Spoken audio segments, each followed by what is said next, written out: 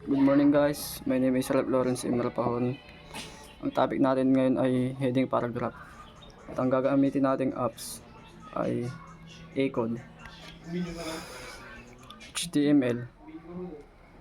Declares the document types tells the browsers this is an HTML document. HTML.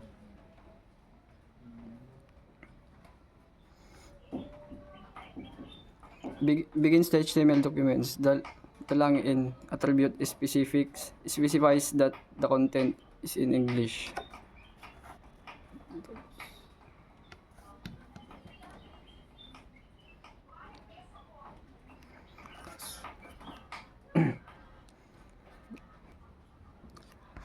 Head.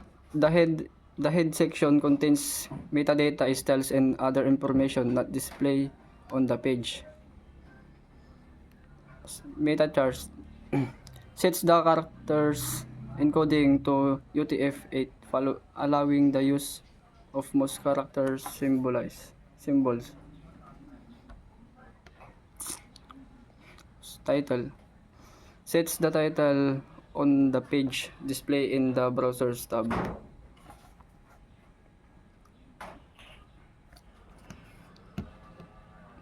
Font and family applies to the entire body. Uses Arial or a similar sans serif font.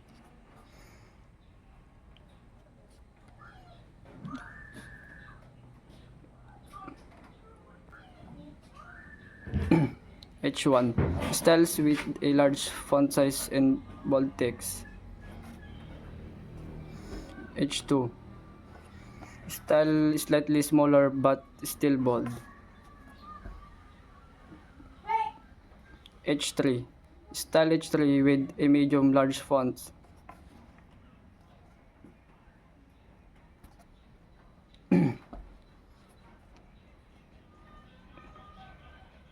H4 style with a medium font size. H5 styles with a small medium font. H6 style with a normal font size still bold.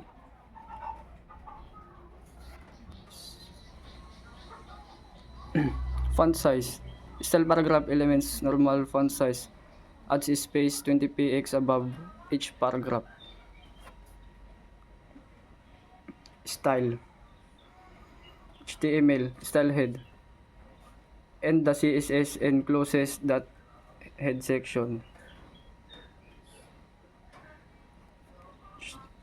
Body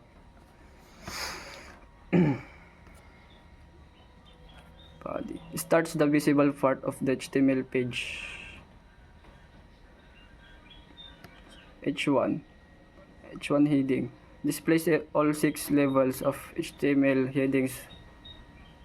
All 6 levels of HTML headings from largest H1 to smallest H6.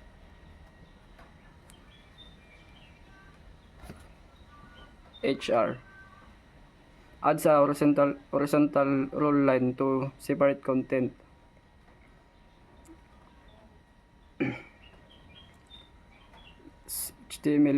HTML-P a paragraph with line break in the middle. It always displays as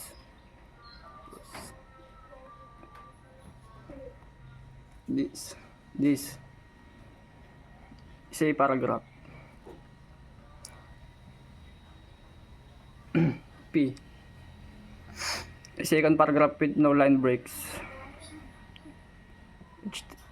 HTML body closes the body and HTML tags the end of the page. Let's run.